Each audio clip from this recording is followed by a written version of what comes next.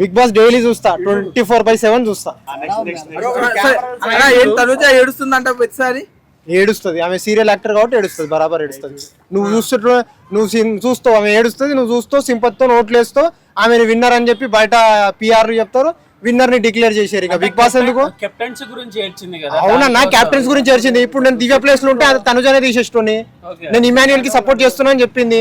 Emmanuel winner కావాలంటే దివ్య తనుజనే తీసేయాలి. అంటే లోపల పెట్టుకుని నన్ను నామినేట్ చేశారా అనే ఉద్దేశంతో ఏడ్చింది. వాళ్ళు ఏం లేదు, ఆమెను తీసేయాలనుకున్నది తీసేసింది.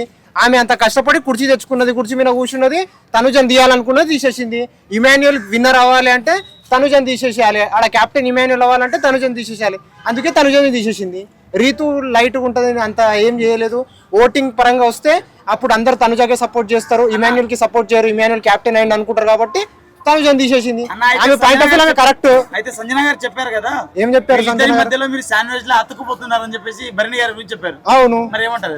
అది అతుక్కుపోతున్నాయన, అది నిజమే, అది వాస్తవం. శాండ్విచ్ అయిపోతున్నాడు మరి. అవును, శాండ్విచ్ అయిపోతున్నాడు. ఆయన ఏమైతే అర్థమైతే లేదు, ఆయన ఏం చేయాలో అర్థమైతే లేదు.